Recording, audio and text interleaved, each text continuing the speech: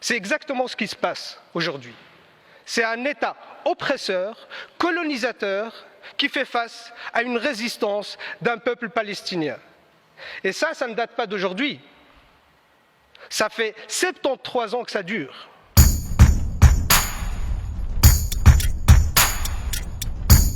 Madame la ministre, combien de temps encore on va laisser Israël impuni? Combien de temps encore nous allons accepter les bombardements sur le peuple palestinien? Combien de temps encore nous allons accepter la colonisation des territoires palestiniens par Israël?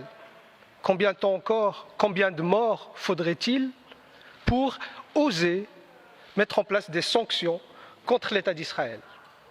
Je vous dis ça, Madame la Ministre, parce que ces derniers jours, la politique de colonisation s'est intensifiée à Jérusalem-Est.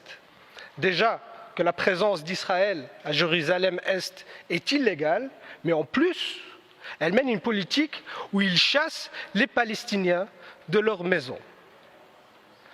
Et on les force de quitter leur chez eux. Je vous pose la question, Madame la Ministre, comment réagiriez-vous si on vous chassait de chez vous?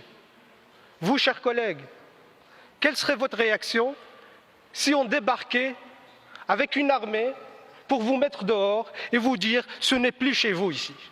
Comment réagiriez-vous? Est-ce que vous resterez les bras croisés? Ou est-ce que vous allez dire « Amen » ou bien vous allez résister? C'est exactement ce qui se passe aujourd'hui.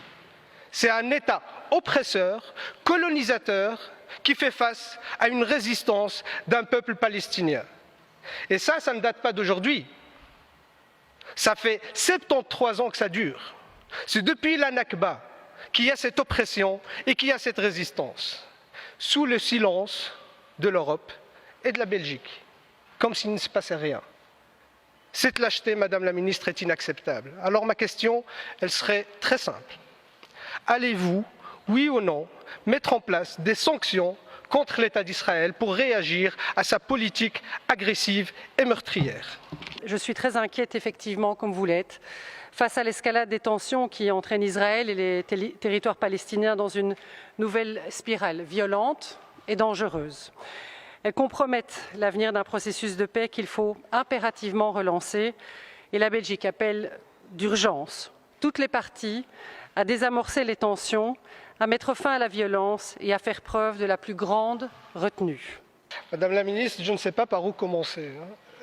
Quand j'entends votre réponse, déjà peut-être quelques rectifications. Quand vous parlez de spirale violente, il faut mettre les mots. C'est colonisation agressive.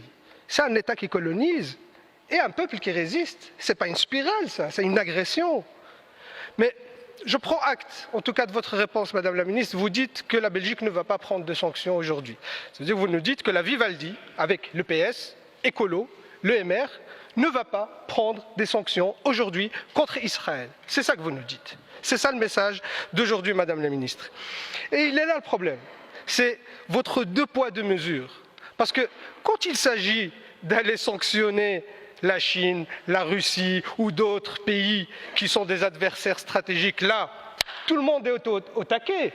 Tout le monde prend acte, mais par contre, pour sanctionner Israël, qui viole le droit international, dans des dizaines de résolutions de l'ONU qui ne sont pas respectées, là, vous n'agissez pas.